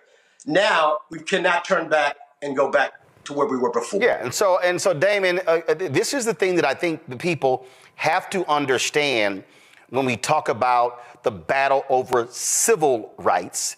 That is a direct relationship to the battle over civil rights. And that's what Dr. King understood. It was called the March on Washington for Jobs and Freedom. That was economics. He said in that speech, of course, which the goofy pastor on Monday did not mention when he talked about America giving black folks a check stamp insufficient funds. And he always talked about we came here to get that check. What people need to recognize is that the fight over these civil rights laws is direct because the conservatives, by targeting affirmative action in colleges, impacts black wealth, because we know a black college graduate makes more than a black person with a high school diploma, but a white man with a high school diploma makes more than a black college graduate. When they're targeting these, when they're targeting the law schools, now they're targeting, in terms of affirmative action for medical school. Then they're attacking a program in Minnesota to increase the number of black teachers, to increase the number of black doctors. When they attack these programs, they are attacking the ability of black people to make high 5-figure, 6-figure jobs and earn 7-figure jobs. This is a money battle, Damon. It is. You know, Dr. King recognized that we could have laws that allow you to eat at lunch counter in a non-segregated environment, but if you can't afford to buy the lunch and buy the meal, then what are we doing here, right? So just to paraphrase Dr. King. So these folks understand this. They are trying to take any means of opportunity and cut it off at the knees. And frankly, if you read this executive order from Trump, labels them as illegal, labels entirely lawful methods as illegal, even things that aren't about race-conscious elections. This is not talking about set-asides or quotas or anything of that sort. This is, and that those things have their place, but this is all about entirely race-neutral methods of training, of education within workplaces among contractors, and also, let's call it insurance, to ensure that folks aren't being discriminated against. They're calling the efforts to stop discrimination in and of itself. And so it's all about limiting economic opportunity from every avenue of American life. Absolutely. Damon Hewitt, Ron Busby, I appreciate both of y'all joining us on the show. We're going to have this conversation, trust me, a hell of a lot more over the next 4 years.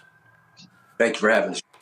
We'll be here, man. Bringing my panel right now, Rebecca Carruthers, Vice President, Fair Election Center out of D.C., Jade Mathis, Esquire, the Jade Mathis Law Firm out of D.C., and Political Sis, social media, political activist out of Knightdale, North Carolina. Glad to have all three of you here. Rebecca, I'll start with you.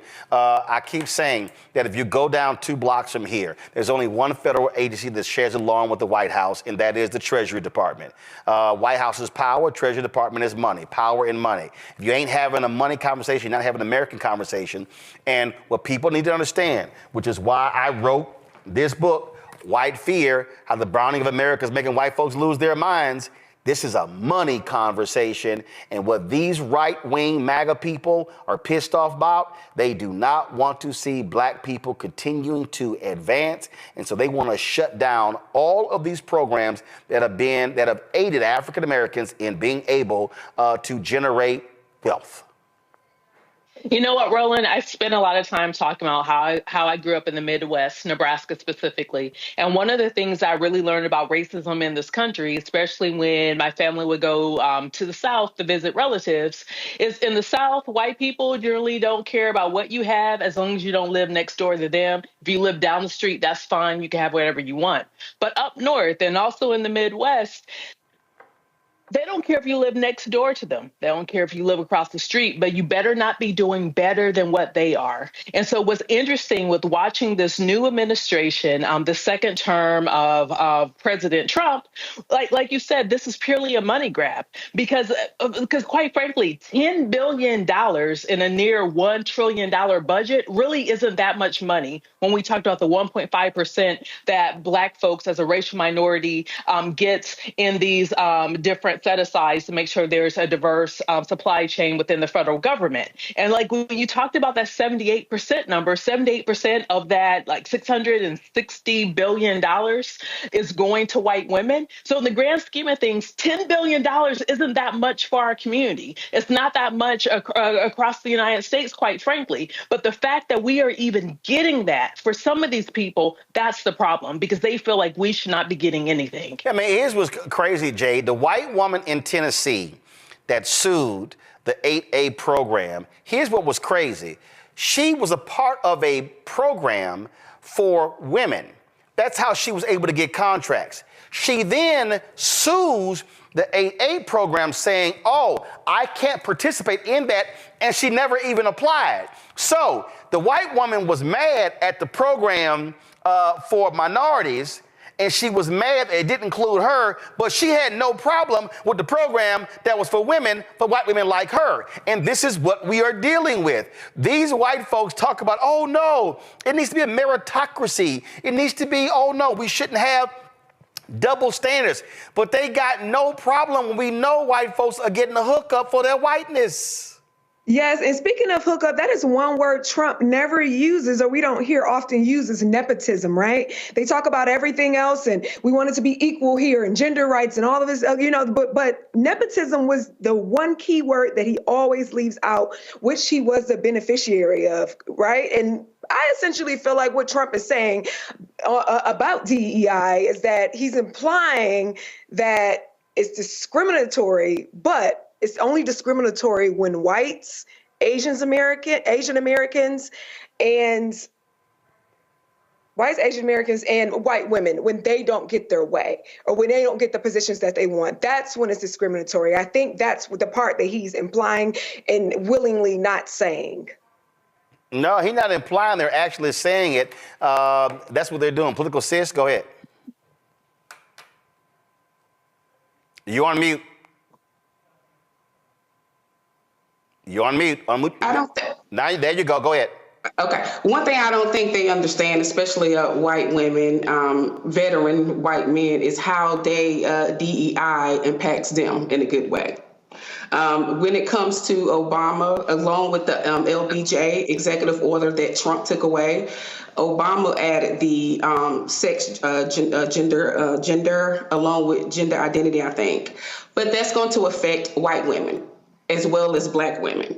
So I think that's something we need to keep in mind. And I don't know why the Democrats, especially here in the South, can't drill that into white working people, white working women people. But I think if we can do that, then we can get somewhere with some votes. But then that's going to require people to have a conversation they frankly are unwilling to have. They're scared to have. Of course. Support the work that we do. Join our Bring the Funk fan club. You heard what we just talked about there.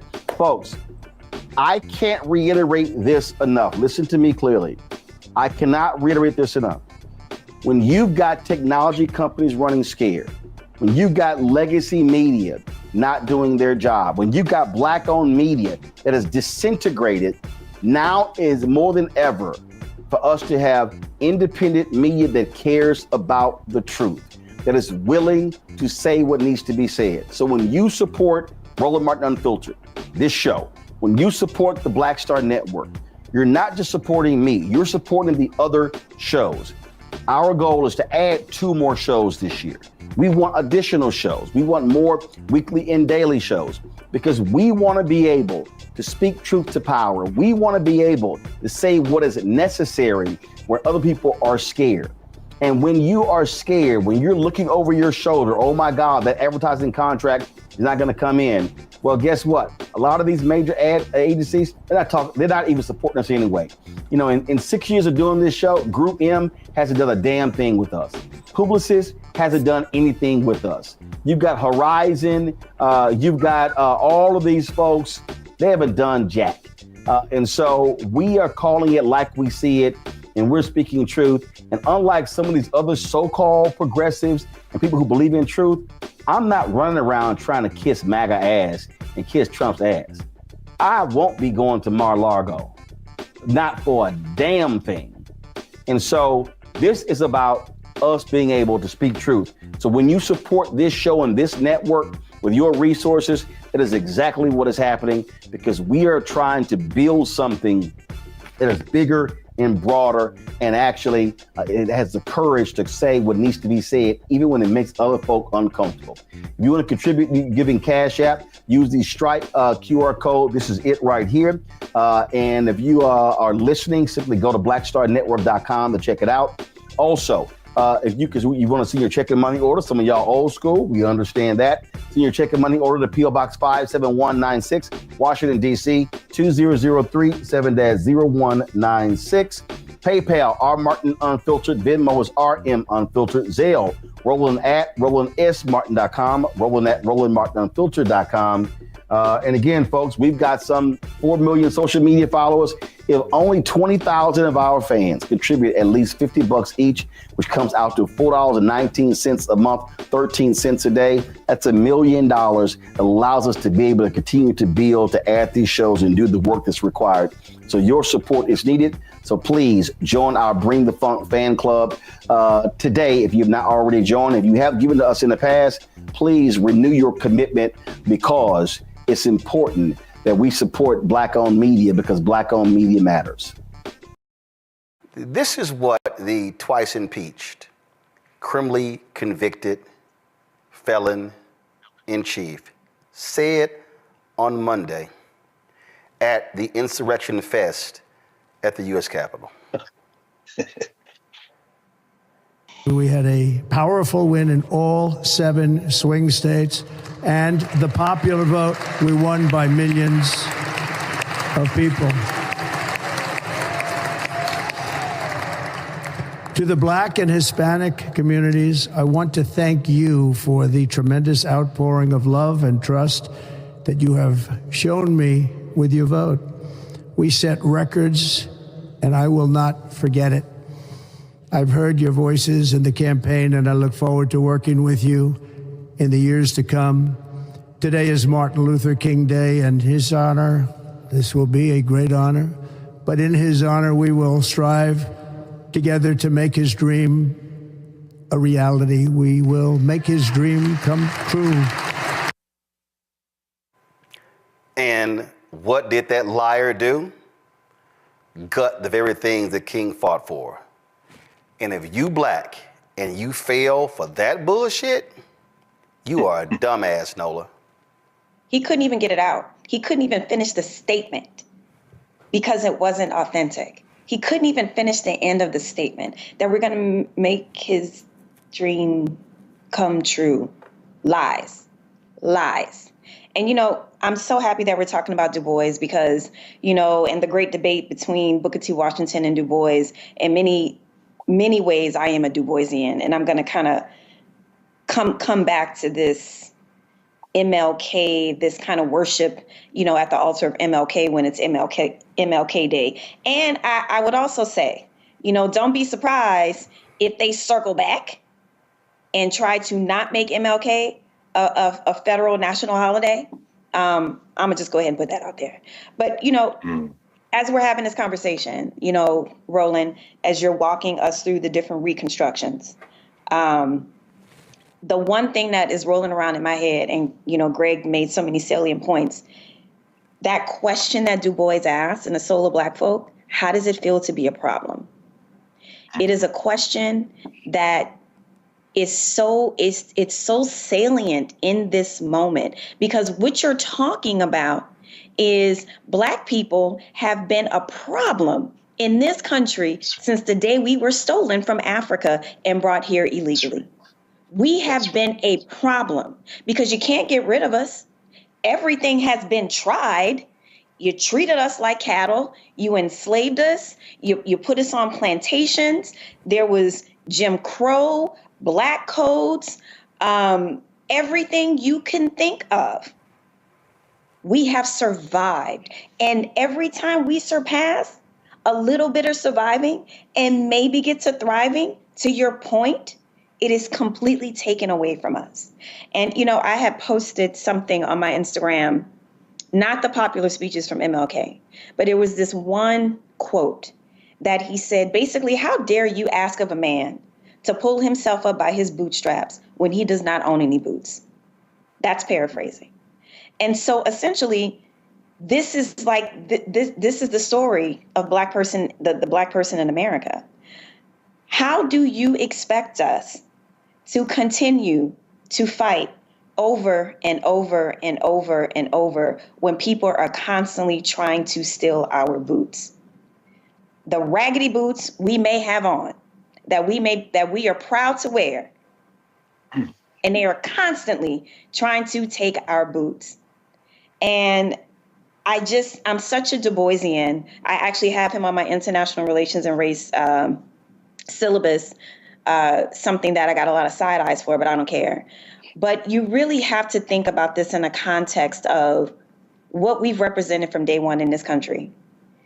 And also, I'm going to bring in Barack Obama into this.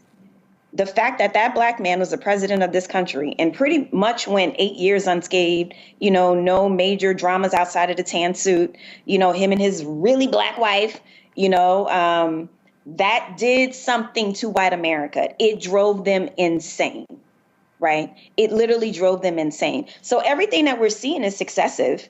Everything is successive. And you want to even go further back to that. I always tell people, if you've never seen Black Klansman, please watch Black Klansman and watch it until the end. Because what Spike Lee does at the end of that movie with David Duke and how they have been generationally trying to get to a Project 2025 moment, they have been putting in the work for generations. They have been reworking and retooling. And this is where we are now. We've made too many strides. There's been a Negro as the president. Oh, no. No. These Black folks are being way too fancy. Way too fancy. We have to snatch their boots. And this is a moment that we're in right now, the snatching of the boots. When you told us to pull ourselves up by our bootstraps, oh, but that's DEI, right? That's not merit. We didn't deserve any of those boots that we put on ourselves. So here we are again. They're trying to make us bootless. But what we do know is how to be a damn problem in the United States of America. See, Larry, I love these people, especially my haters, who out see Larry, they were, yeah, Roland Martin trying to tell y'all to vote and why you gotta vote and all this. Guess what? The conservatives were waiting for us to be stupid. The conservatives were waiting for us to sit on the couch. For all y'all smart asses out there, let me help y'all out. Do y'all know the justification that Chief Justice John Roberts gave for gutting Section 4 of the Voting Rights Act? It came post-election of Obama. He said, well, since they voting in record numbers, there's no need for Section 4. And guess what has happened since 2012? Our vote numbers went down in 2014, and 2016, and 2018, and 2020, and 2022, and 2024. We didn't show up in Louisiana, and guess what? Crazy, deranged, MAGA Jeff Landry was elected. There are more eligible Black voters in Texas than any state in the union. And guess what? We barely are hitting 50%. Even in places like Atlanta, where you should be seeing turnout at 50 and 60 and 70 and 75%. No, we're seeing turnout in the mayoral elections at 18, 20, 22, and 26. And so what these conservatives are sitting here doing is saying, thank you. Thank you. We have so frustrated y'all. We have so devalued y'all. We have told y'all how the Democrats don't do nothing for y'all, so therefore you don't vote for them, and you sitting on the couch, all it does is solidify our power. And as a result, they are running the table in places all across the country. The reality is that there's no reason Republicans should ever have a supermajority in North Carolina. They don't have it now. But if Black folks voted our numbers in North Carolina, that would never happen. In fact, if Black folks would vote with our numbers in South Carolina would change. Georgia would change. Florida would change. Mississippi would change. When Mike Espy lost to Cindy Hyde Smith in that special election, he lost by 65,000 votes. There were more than 100,000 eligible Black people in Mississippi who could have voted, but who did not. And so for all of y'all who love to sit here and talk about, man, you always talking about voting, you always talking about voting, I don't know why you always talking about voting. Now you understand what happens when they have power. Now you understand when the pardons come down and they get rid of and sign executive orders and they begin to gut civil rights and economic rights. And now you understand when they change the Department of Justice Civil Rights Division. Now you are about to see with your own eyes every single Generation Alpha, Generation Z, Millennial, Generation X, what it looks like to live close to Jim Crow. Now I know some of y'all are saying, Roland, this ain't Jim Crow because I can go to the club with a white woman. This ain't Jim Crow because I can go out and we can go here and I can use this water fountain. I can use this bathroom and I can go here. But you need to understand, and I'm telling you right now, mark it down, 7:40 p.m. Eastern on January 23rd. A year from now, you are going to see a dramatic drop in the number of contracts that black businesses have gotten from the federal government. You are going to see a year from now a dramatic drop in the contracts that black-owned businesses will receive from corporate America and from state governments and from county governments and city governments and school districts. You are about to see an economic calamity come down in black America because too many of us sat our asses on the couch, chose not to vote because we said, well, if I don't get nothing before I vote, then I'm not going to vote. Now you are witnessing with your very eyes what happens. And then what you have are some of these same people who I saw your tweets. Well, I'm saying that we got to do for self. We got to do for self. Let me explain to you, everybody who keeps talking about doing for self, please explain to me how you are going to do for self in an industry that requires contracts. Please tell me how you're going to do that. If you do not have black companies that control every aspect of the supply chain, then you cannot do for self. And so you cannot show me how in America that if black folks then begin to shut out of contracts from federal government, state government, county government, city government, school districts, how are you going to do that? Right now, you have an assault on federal workers because of MAGA. Black people over-index in federal worker jobs. We are a higher percentage of workers in the federal government than we are in the population of the United States. There are more black people who have high five-figure and six-figure jobs in government than we do in corporate America. So when you begin to see those attacks on the federal level, you're then going to begin to see black people not be able to get the jobs in corporate America, which now means you can't buy a house. You means you cannot save money. You cannot invest money. You cannot afford to send your kids to college. And then when they cut Pell Grants, you can't send your kids to college to HBCUs because you don't have the $75 and $80 and $100,000 a year job, because now what are you going to be able to do? And so I need people to understand, Larry, this is what happens when you choose not to exercise that one basic power of voting. Then what you begin to do is lead to an economic catastrophe in the black community, and all of the work that people put in to create even what we got, which was not perfect. We are about to see, and I'm telling y'all it's happening, we are about to see not an erosion of what we built up. You are about to see an economic catastrophe that will take another century to rebuild. Support the work that we do. Join our Bring the Funk fan club. You heard we just talked about there. Folks, I can't reiterate this enough. Listen to me clearly. I cannot reiterate this enough.